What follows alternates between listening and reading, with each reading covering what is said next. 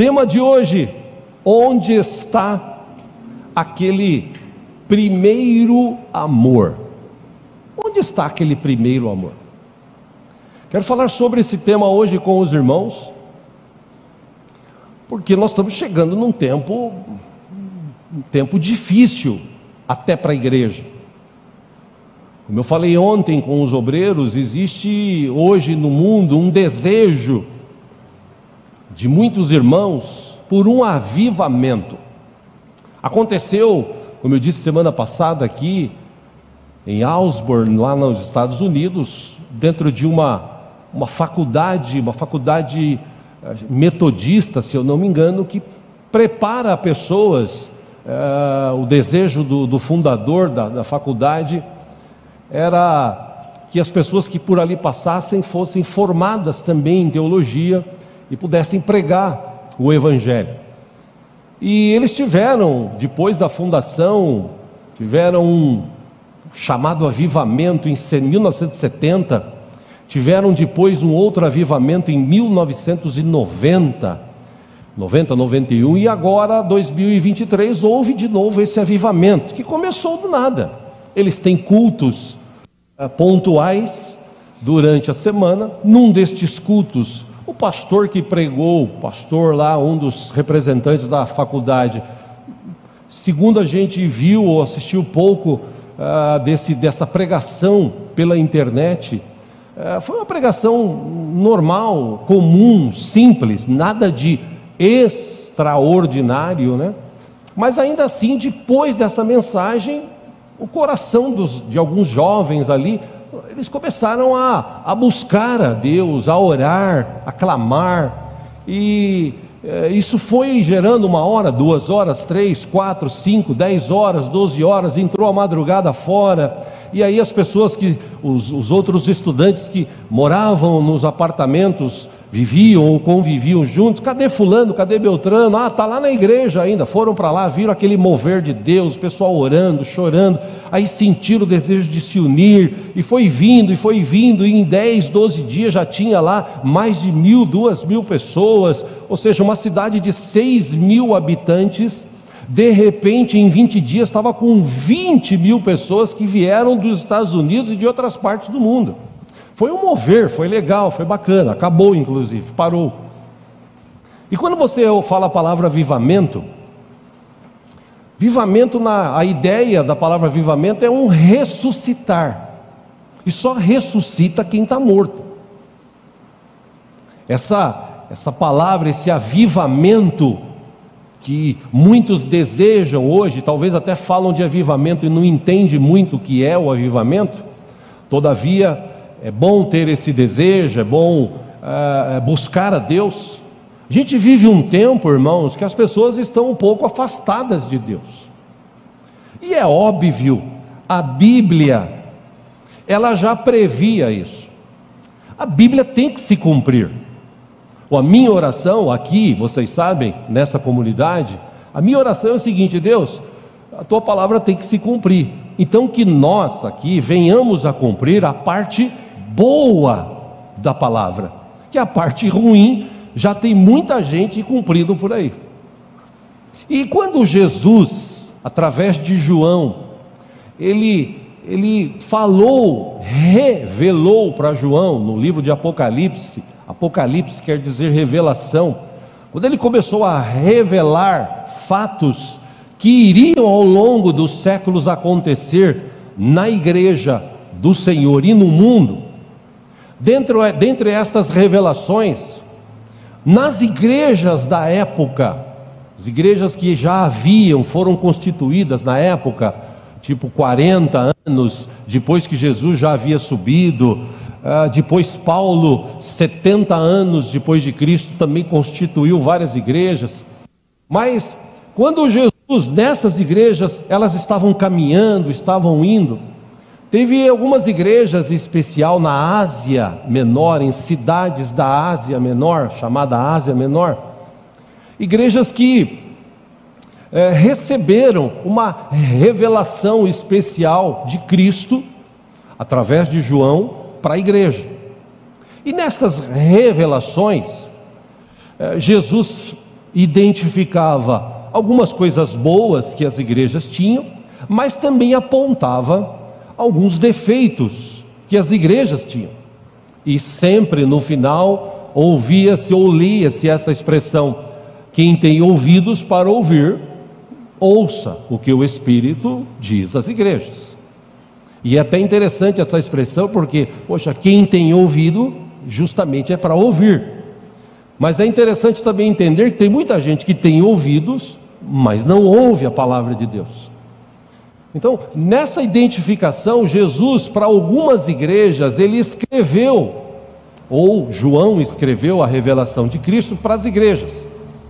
Os historiadores, os estudiosos da Bíblia, eles identificaram que cada uma daquelas igrejas, eles estudaram isso, cada uma daquelas igrejas se encaixava em tempos que a igreja enfrentou nestes últimos 2000 anos. É incrível a identificação de cada igreja registrada em Apocalipse com o tempo em que estavam vivendo na época, os séculos passados. E quando você chega na última igreja, chamada revelação para esta igreja, se você fizer uma comparação, é incrível como a palavra que Jesus trouxe para aquela igreja específica serve para a igreja do século 21. E, claro, quero basear esse estudo na palavra, quero ler com você, você que trouxe a sua Bíblia, livro de Apocalipse, no capítulo 3. Glória a Deus. A revelação de Cristo a João para a igreja da Laodiceia.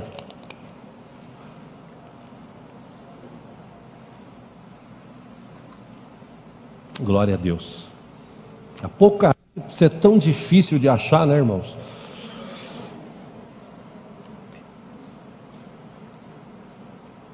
Vamos lá, capítulo 3, versículo 14.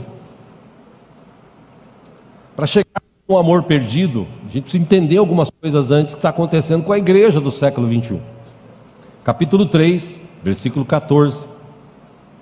Ao anjo da igreja em Laodiceia, escreva: estas são as palavras do Amém, a testemunha fiel e verdadeira, o soberano da criação de Deus. Versículo 15.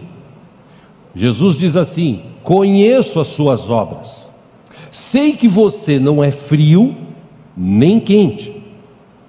Ele diz: melhor seria que você fosse frio ou quente. 16. Assim, porque você é morno, não é frio nem quente, estou a ponto de vomitá-lo da minha boca. E por que Jesus identificou isso? Versículo 17 explica: você diz, você igreja, você Ceia diz: estou rico, adquiri riquezas e não preciso de nada. Estou rico, adquiri riquezas e não preciso de nada. A igreja está dizendo para Jesus assim: eu não preciso de nada, eu já sou rico, eu tenho dinheiro, a minha vida está boa. E Jesus olha para a igreja e fala assim: você não reconhece, porém, que é miserável, digno de compaixão, pobre, cego e que está nu? Mesmo com toda a sua riqueza, você é miserável, digno de compaixão, pobre, cego e está nu. Versículo 18, Jesus diz assim para aquela igreja: dou-lhe este conselho: compre de mim ouro refinado no fogo, e você se tornará rico. Compre roupas brancas e vista-se para cobrir a sua vergonhosa nudez. E compre colírio para ungir os seus olhos e poder enxergar. Pausa aí, tem uma explicação lógica por que Jesus falou de colírio, de roupa e de ouro refinado, tá? Aquela região essa cidade inclusive era uma cidade estratégica para a região. Tem uma explicação, eu não vou me ater a esse detalhe, já preguei sobre isso no passado, quem sabe no futuro eu volto a falar. Versículo 19, Jesus diz assim: repreendo e disciplino aquele que eu amo. Por isso, seja diligente e arrependa-se. Versículo 20, olha que interessante o que Jesus fala para a igreja. Eis que estou à porta e bato. Jesus está à porta da igreja. Se alguém ouvir a minha voz e abrir a porta, entrarei, cearei com ele e ele comigo. Ou seja, Jesus está do lado de fora da igreja, que se acha rica, abastada, que não precisa dele. Ele está do lado de fora e ele bate na porta. Se a pessoa reconhecer o que ele disse aqui, que é pobre, cego, miserável, está nu, se ele reconhecer e abrir a porta, Jesus disse: eu vou entrar e vou ceiar com ele. 21, ele diz assim: ao vencedor darei o direito de sentar-se comigo em meu trono, assim também como venci e sentei-me com o meu Pai em seu trono.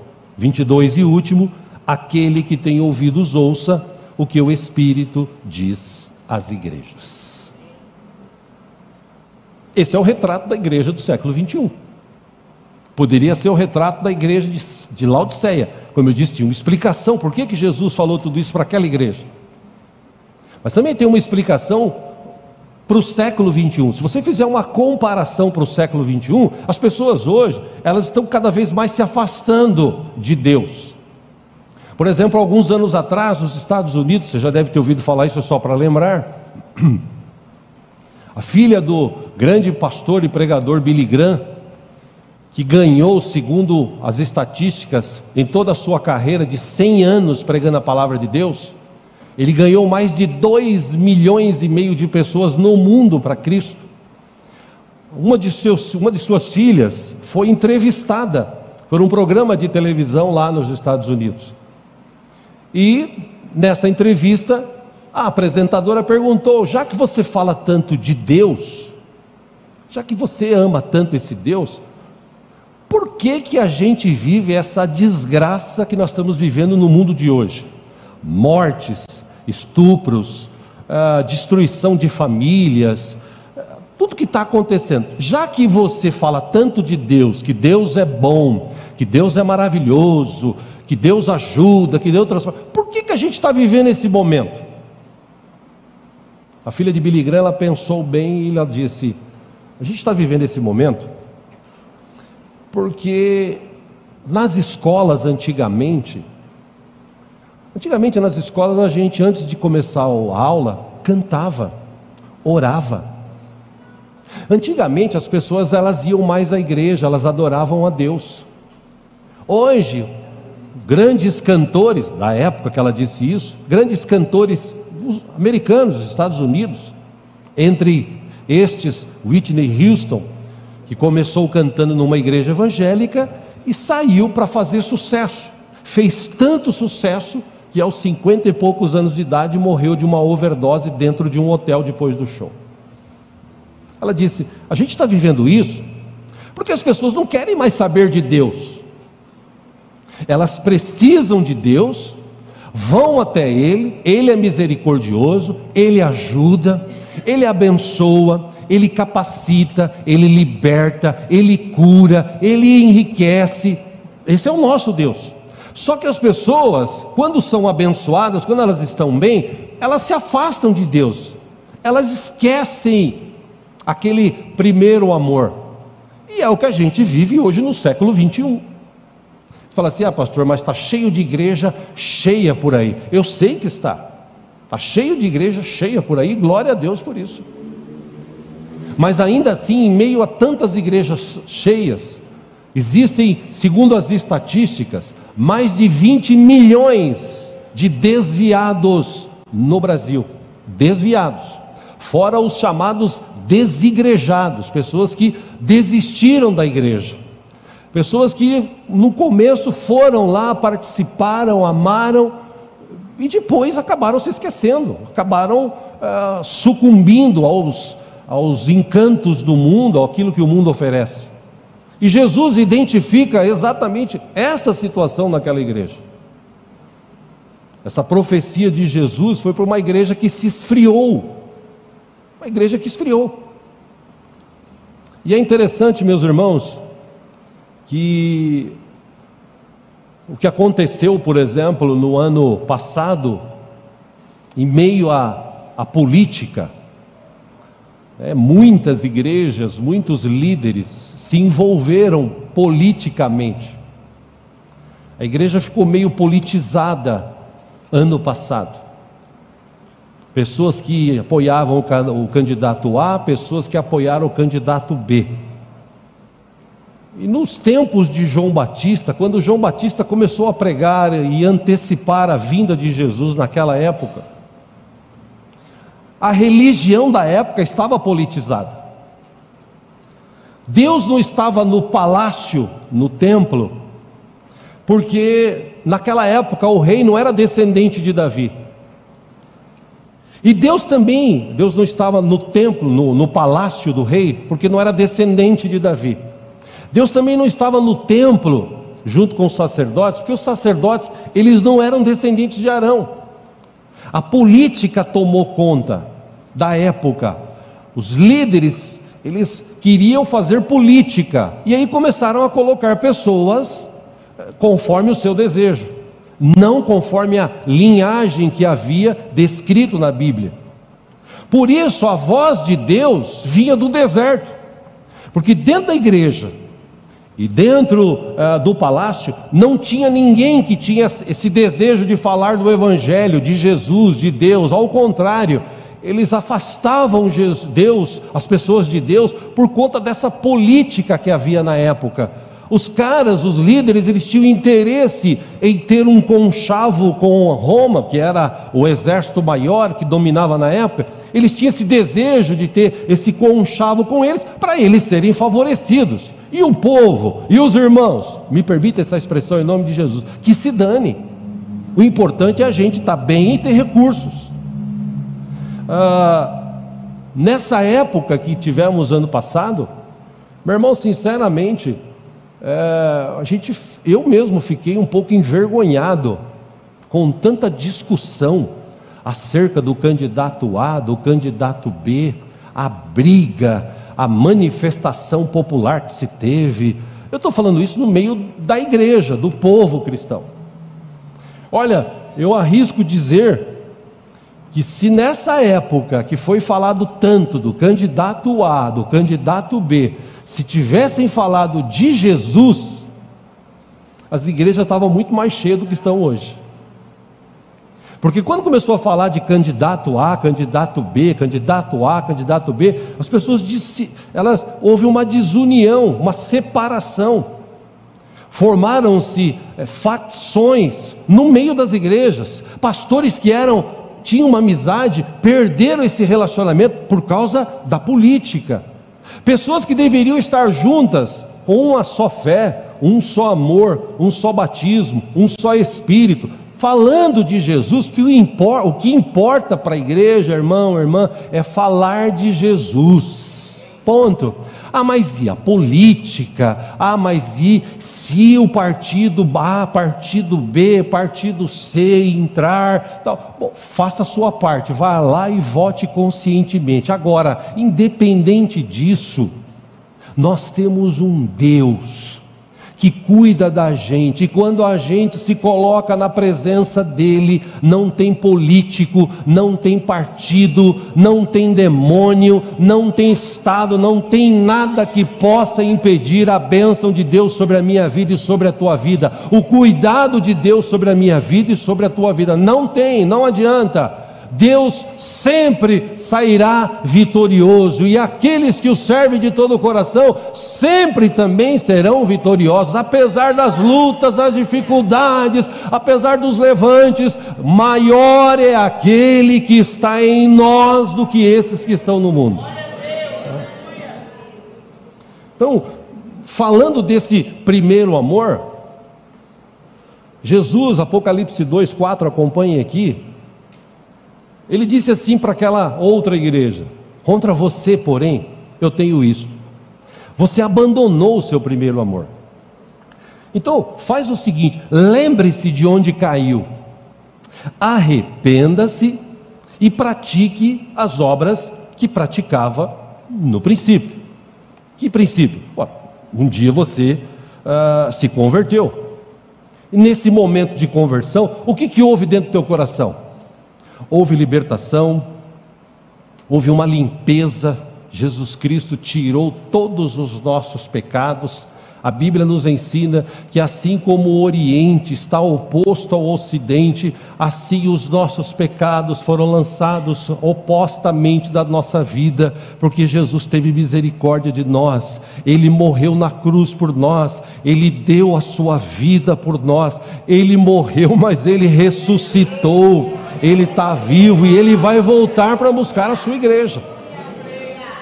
Então, Jesus está falando para essa igreja: vocês no começo, se tinham um amor, se tinham um desejo, você não ligava para nada, você só ia e fazia.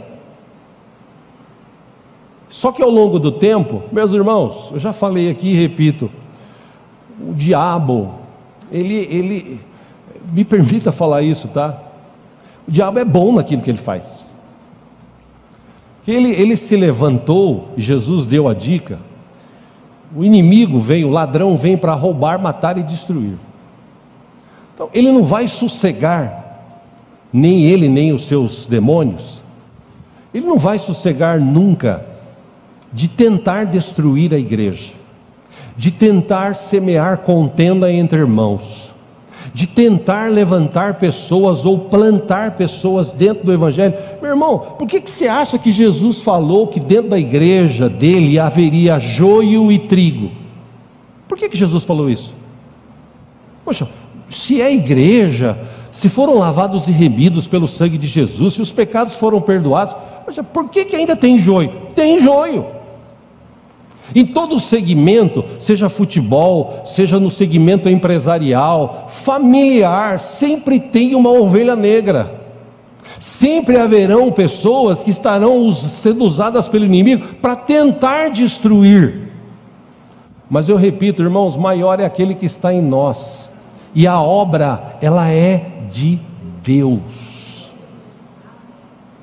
As pessoas podem tentar destruir a obra de Deus, mas não vão conseguir, porque é Deus que sustenta a sua obra.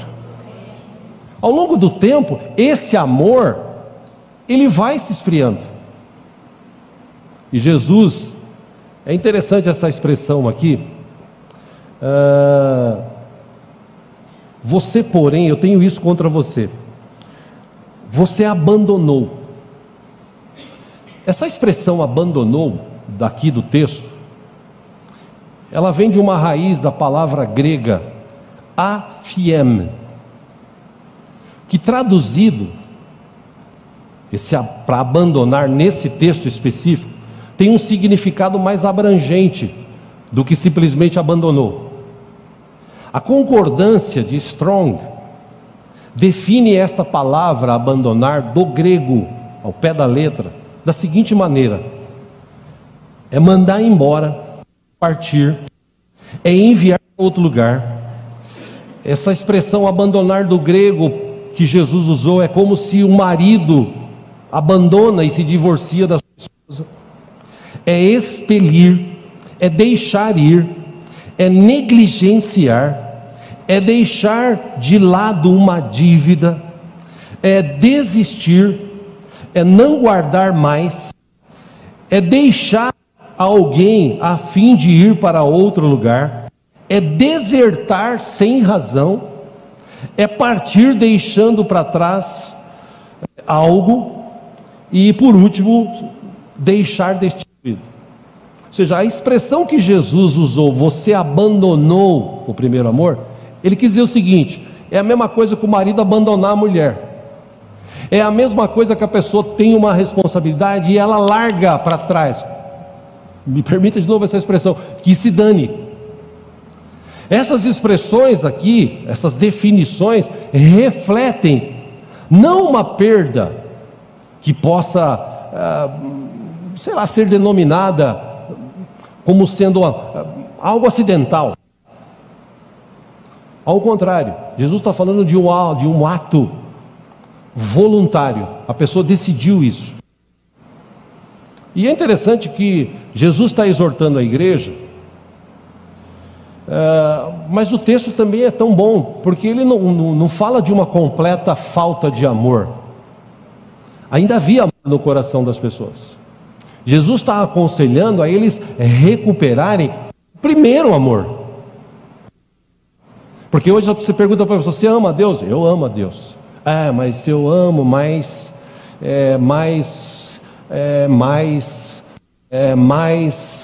Não, você ama a Deus? Se eu amo, do mesmo jeito que eu amei Ele lá no princípio. Pô, mas você já perdeu isso, perdeu aquilo, perdeu entes queridos, mas você já passou por lutas, por enfermidades, por dificuldades, mas ainda assim eu continuo amando a Deus do mesmo jeito que eu amava lá no princípio. No livro de Atos a gente encontra uma igreja assim, uma igreja que amava. Olhando para aqueles homens, desculpe, e mulheres, a gente notava que eles tinham um coração convertido.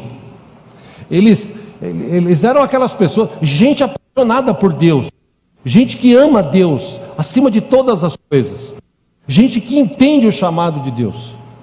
Então, a pergunta hoje para nós, depois dessa pequena introdução, é: onde está aquele primeiro amor dentro de nós? Onde está esse amor? E aí começamos a analisar e nos perguntar. Primeiro, um sinal de que você está perdendo o primeiro amor é quando você não se envolve mais com a vida da igreja. Você se transforma, vira, como disse um pastor lá do Rio de Janeiro certa vez, um consumidor. Você não se envolve mais, você só vai participar e ponto. É como se invertesse a situação. Deus existe para você e não você para Deus. Deus existe para mim, para me abençoar, para me livrar, para me cuidar, mas eu não existo para Ele. Ele lá e eu cá. Segundo, o culto que eu vou para a igreja é para você e não para Deus. A maioria das igrejas hoje se preocupam em criar um ambiente de louvor, de iluminação, de conforto, para as pessoas irem para a igreja cultuar. Quem? Meus irmãos, lá na África, segundo estudos, eles num sol de 45, 50 graus, debaixo de bananeira, os caras têm uns cultos de 2, 3, 4 horas, fantásticos, onde Deus se manifesta, onde Deus abençoa. Não tem conforto nenhum, mas eles vão lá para cultuar a Deus. O culto é para Deus, não importa o ambiente. É óbvio que a gente se preocupa em ter um ambiente agradável, mas independente de ambiente, o culto é para Deus. A gente está aqui para cultuar o nosso Deus. Eu e você, creio, estamos aqui para agradecer tudo que Deus já fez por nós. Ele já fez. Igreja é para você e não para servir os outros, é para servir você. As pessoas querem ir para a igreja hoje para serem servidas, e o tempo está passando, o amor está esfriando, e a pessoa acaba se tornando um usuário de igreja. E é interessante que, se você fizer uma comparação, eu já falei sobre isso outra vez aqui, mas quando Pedro, antes de se converter mesmo, estava seguindo Jesus já há 3 anos e pouco, quando houve a prisão de Jesus, ele imediatamente negou o Senhor. Aquele que disse que jamais negaria, negou. E quando Jesus estava sendo levado, o texto em Lucas 22, 54 diz assim, que Pedro o seguia à distância. Ou seja, tem gente hoje que está assim, ele segue Jesus, mas à distância. Eu não quero me envolver, eu vou para a igreja, eu já tive muita decepção, irmão, irmã, quem é apaixonado, quem ama Jesus, segue Jesus de perto, ama a sua obra, ama a vida das pessoas, serve. Eu já preguei aqui também no passado: quem não vive para servir não serve para viver. É um ditado popular antigo, mas que vale muito para hoje em dia. Tudo que eu e você fizermos na igreja, na obra do Senhor, tem que ser feito com qualidade. Por quê? Porque o culto aqui é para Deus, Ele merece o melhor louvor, a melhor expressão de adoração, o melhor som que tiver, para levar eu e você para próximos de Deus, para adorar ao Senhor. Irmão, irmã, a gente tem que fazer o melhor, porque Deus merece o melhor, Ele é Deus. E é interessante que quando a gente serve os irmãos, eu sempre citei esse texto aqui, lembro do meu pai falava muito isso, em Colossenses 3,17, Paulo escrevendo à igreja de Colosso, ele disse assim: tudo o que fizerem, seja em palavra ou em ação, façam-no em nome do Senhor Jesus, dando por meio dele graças a Deus Pai. Então ontem, como eu disse, tivemos uma reunião de obreiros, e eu procurei aqui lembrar e agradecer irmãos e irmãs de que se preocupa a gente de vir aqui, de limpar isso aqui no sábado de manhã cedinho, 7 horas tem gente limpando isso aqui, gente que se esforça, gente que não vem aqui falando: só tem nós 4, só tem nós 5, só tem nós 6, podia vir mais gente. Não, eles vêm, eles trabalham, eles se esforçam, limpam aqui. Depois ainda foram ontem de novo cortar mato aqui do estacionamento. Vamos instalar uma luminária ali, vamos fazer. Sai daqui cansado, foi para casa, tomou banho, voltou, participou da reunião. Irmãos, gente que limpa, gente que cuida, gente que arruma esse lugar, gente que canta, gente que toca, gente que encara o seu ministério, pessoal da música aqui da igreja, que tem ensaios. A gente tem ensaio de segunda, tem ensaio de sexta, a cada 15 dias. Não é fácil você sair, ir. Irmãos que se dedicam, irmãos que se esforçam. Ontem ainda citei todos os líderes aqui dos ministérios da igreja. Esqueci de citar o nome da Elaine, que é líder do ministério infantil. Deus te abençoe, Elaine, a minha esposa, que ajuda bastante ela, as irmãs, os professores, professoras. Deus abençoe vocês ricamente pelo trabalho que vocês têm feito. A gente está com falta de professor e professora, irmão. Nós estamos com falta. Precisamos de mais professores e professoras. E é interessante esse amor, se é que eu posso citar aqui, né? Eu não gosto de ficar falando nomes, mas tem uma irmã que está vindo, voltou aqui para a igreja, na verdade. Ela já foi daqui a um tempo atrás, uns anos atrás, e ela resolveu voltar. E 2 semanas atrás ela falou assim: pastor, vocês podem fazer uma visita para a gente aqui em casa? Eu falei: não, vamos fazer. Passa o endereço. Passou o endereço, Guarulhos, onde o Judas perdeu a 8ª bota. Vamos lá. Chegando lá, ela falou: pastor, eu só tenho que agradecer a igreja, porque no passado a igreja foi uma grande bênção. Eu amo a igreja. Eu já fui, tem uma igreja aqui, 3 quadras, dá para ver do apartamento dela, está vendo ali, tem aquela igreja, a gente estava indo ali, mas eu amo aquela igreja, eu amo aquele povo. Então, se o senhor permitir, eu quero voltar para lá. Inclusive vou me dispor a dar aula para as crianças também. Falei: irmã, seja bem-vinda, porque vim em Guarulhos para cá, da casa lá foi 1h15.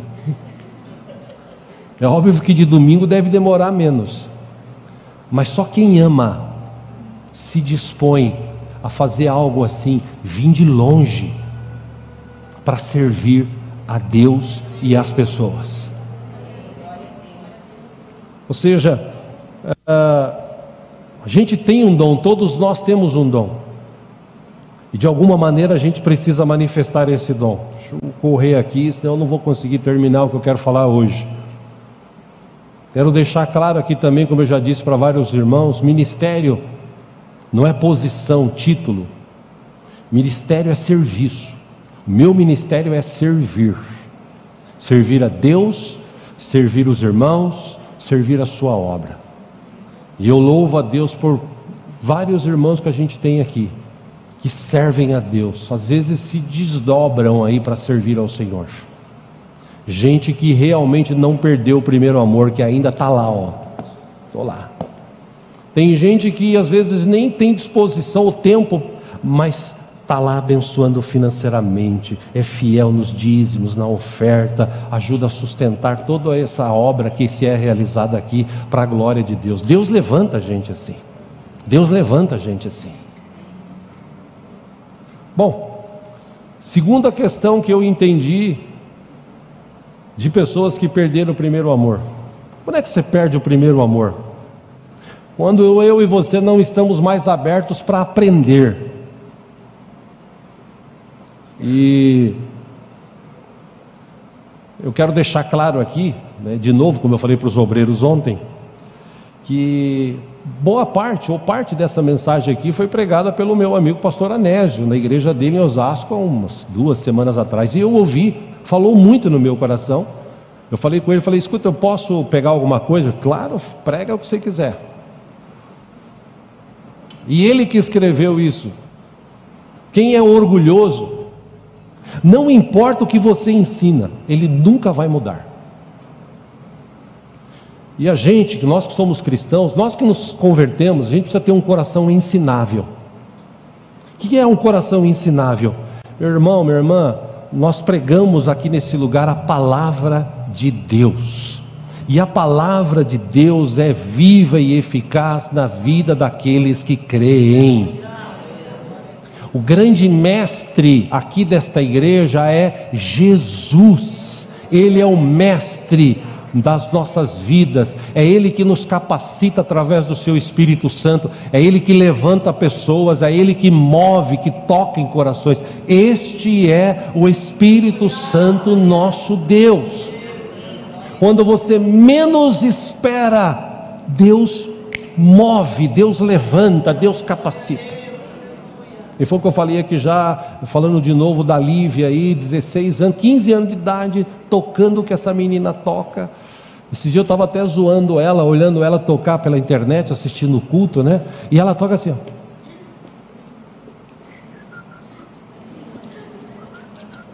Aí dá uma mexidinha. Meu Deus do céu, isso é só o Espírito Santo que pode fazer. A gente tinha uma necessidade e Deus levantou, porque Deus é aquele que capacita, Ele é o grande mestre. Mas na igreja também, irmãos, na obra de Deus, existem mestres, profetas. Em Atos capítulo 13, versículo 1, diz que na igreja de Antioquia havia profetas e mestres. Barnabé, Simeão, chamado Níger, Lúcio de Cirene, Manaém, que fora criado com Herodes, o tetrarca, e Saulo. Da mesma maneira como nós devemos aprender a ter um coração ensinável, a gente tem que ter um coração ensinável e respeitar e honrar os nossos líderes, as pessoas que nos lideram. Em Atos capítulo 2, versículo 42, o texto diz que eles perseveravam na doutrina dos apóstolos. É interessante que eles não perseveravam na doutrina de Jesus, dos apóstolos. E por que eles perseveravam na doutrina dos apóstolos? Porque o que os apóstolos pregavam era o que Jesus ensinou. E nesse lugar aqui a gente tem pregado o que Jesus ensinou, que está registrado na sua palavra. Então, Hebreus capítulo 13, 7, só para citar aqui: lembrem-se dos seus líderes, que lhes falaram a palavra de Deus. Olha o que o texto diz: observe bem o resultado da vida que tiveram e imitem a sua fé.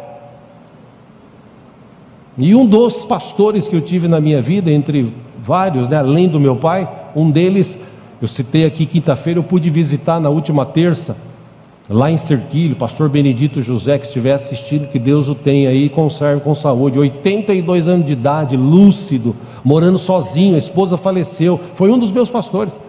E os meus pastores eu sempre procurei honrá-los, visitá-los, como eu fiz com o pastor Benedito. E você vê que ele tem uma casinha simples, um carrinho simples, mas tem aquele vigor. Não vejo a hora de chegar à volta de Jesus. Vou continuar falando de Jesus. Tem o violãozinho dele, toca o violãozinho do jeito dele. Meu irmão, minha irmã, a gente tem que honrar as pessoas com quem nós estamos sendo ensinados. Honrar quer dizer amar, ouvir e até obedecer. Porque se acontecer alguma coisa errada, o pastor, o líder é que vai dar conta. Nós amamos, respeitamos, nos submetemos à liderança daqueles que Deus levantou sobre nossas vidas. Então, você quer identificar uma pessoa que está perdendo o primeiro amor? É quando ela começa a não ter esse coração ensinável. Ele se acha já o autodidata. Eu já sei de tudo, eu sei. Irmão, toma cuidado com isso. Porque é legal ver você ver, desculpa, pessoas que chegam para a igreja, que já chegaram aqui, várias que se converteram e tinham aquele primeiro amor.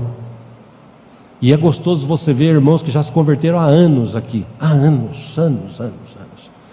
E continua aquele amor no coração, aquele desejo de servir a Deus, de servir as pessoas. Irmão, que esse desejo nunca saia do teu coração, que você seja uma bênção sempre, aonde você estiver, inclusive aqui nessa igreja, em nome do Senhor Jesus. Por último, quando você olha para dentro de si, ou para dentro da sua vida, como é que eu estou perdendo o primeiro amor?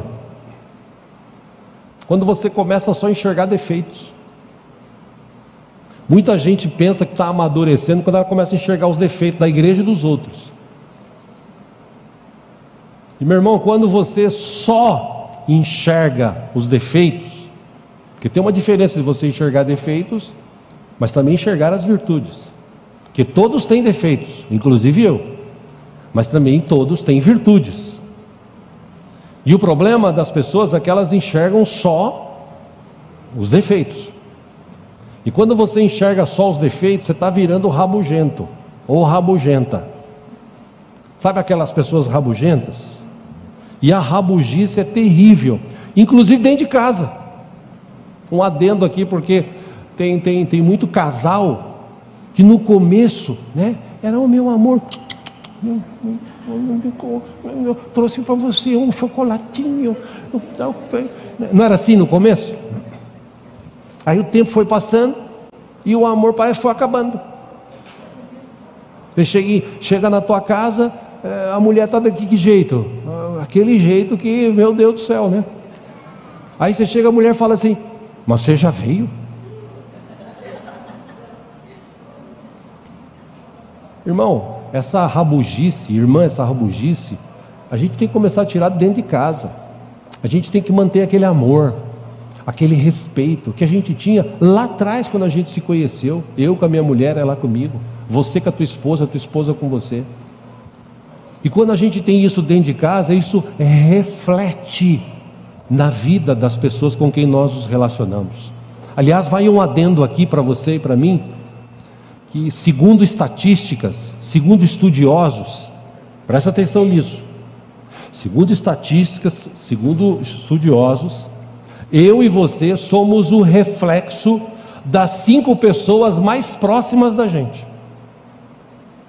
Nós somos o reflexo de 5 pessoas mais próximas de nós. Então o meu conselho é: se envolva com gente boa, gente que fale bem, gente que pense positivamente, gente otimista, gente que ama Deus, gente que tem prazer de estar na presença de Deus, gente que está sempre sorrindo, apesar das dificuldades, está sorrindo, está chorando, mas está sorrindo, está passando dificuldade, mas está sorrindo, está indo para...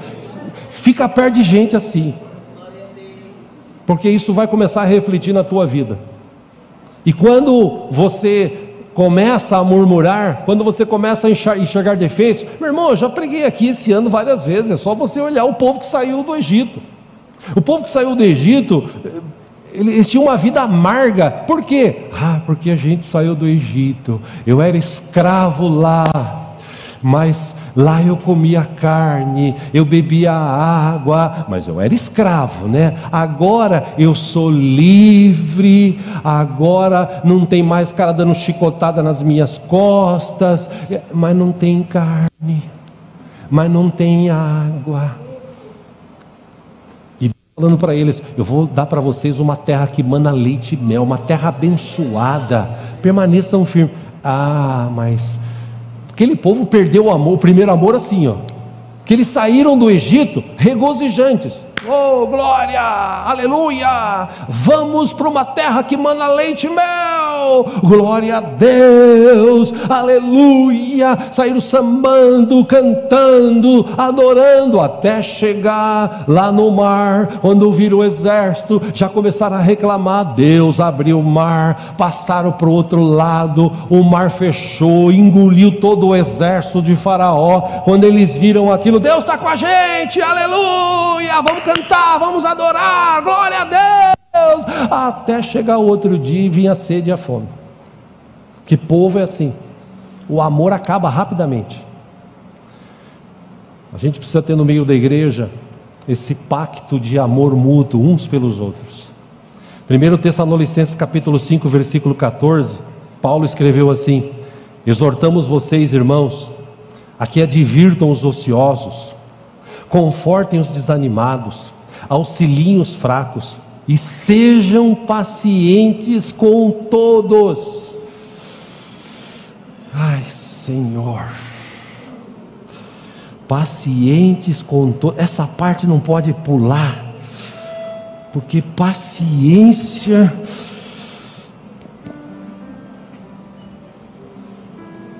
a gente precisa de um pacto assim no meio da igreja. Eu estou trazendo isso para você, meu irmão, minha irmã, porque a gente está no meio de um aniversário, comemorando mais um ano. A gente tem pessoas saudáveis dentro da nossa igreja, saudáveis espiritualmente, mas também tem aqueles que estão doentes. Gente que tinha uma condição financeira boa e hoje já não tem mais a mesma. Gente que hoje talvez está passando dificuldades. Gente que era alegre e parece que perdeu esse brilho, essa alegria, e hoje vive triste. Eu estou falando isso da nossa igreja aqui. Que a gente sinta a dor, a necessidade desses irmãos. Que em vez da gente olhar os defeitos, vamos olhar as virtudes. Vamos nos amar, vamos nos ajudar, vamos cumprir a palavra, a parte boa, orar uns pelos outros. A gente não quer que o coração desses irmãos se esfrie e eles se afastem de Deus. A gente não quer que eles se distanciem do amor de Deus. Ao contrário, a gente quer que essas pessoas sejam reavivadas, renasçam na presença de Deus, cheios do Espírito Santo, para viver um tempo poderoso aqui, que Deus ainda tem para esta igreja, em nome de Jesus. Então, nesta manhã eu pergunto para você, e você se pergunte, faça essa medição dentro do teu coração. Qual a quantidade de amor tem dentro do teu coração, na tua mente, por Deus, por sua obra e pelas pessoas? Faz uma comparação de quando você se converteu para hoje. E fazendo essa análise, olhe para dentro de você e ore, se for o caso, se você quiser. E fale para Deus: Deus, eu quero voltar lá para aquele lugar lá para o primeiro amor. Eu quero continuar amando do mesmo jeito que eu amava a Ti, a Tua obra e os irmãos lá atrás, onde eu me converti. E eu sei que entre esta igreja, entre nós, muitos aqui já se decepcionaram com pessoas que já passaram entre nós. Aliás, eu confesso para vocês que eu fiz uma promessa para mim mesmo. Dificilmente nesses últimos meses, ano, eu me entristeço. Antigamente eu me entristecia, hoje eu não me entristeço mais. E tristeza traz problema, O máximo que acontece comigo hoje, eu fico decepcionado. Eu me decepciono com algumas questões, situações, pessoas, mas eu só me decepciono. E oro para que Deus abençoe e alcance. Porque eu sei em quem tenho crido. Eu sei que Ele é o Deus deste lugar. Como eu disse na oração aqui da oferta, não fui eu que quis abrir a igreja, muito menos o meu irmão. Não fui eu que quis ficar à frente da igreja. Longe disso. Na época eu tinha o meu trabalho, muito bom, abençoado. Tinha o Real Viver, estava cantando.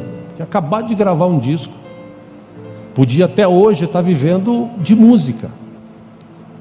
Mas Deus me chamou. E eu aceitei o desafio. E entendi por que eu fiquei 2 anos, de 2000 a 2002, orando toda sexta-feira no Vale da Bênção. Eu entendi. Porque não foi fácil no começo, quando eu assumi essa igreja. As lutas, as dificuldades, várias pessoas que saíram e tal. Mas eu entendi que Deus me preparou nesses tempos de oração para estar firme aqui nesses 20 anos que eu estou completando como pastor dessa igreja aqui. E 27 anos de igreja, para estar aqui firme, servindo ao Senhor, até quando Ele quiser. O primeiro amor não saiu do meu coração.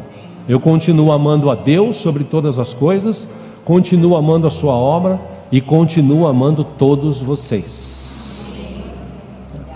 Que nesta manhã você possa fazer essa introspecção e olhar para dentro de si. E eu quero te convidar a fazer isso agora. Feche os teus olhos, curve a sua cabeça.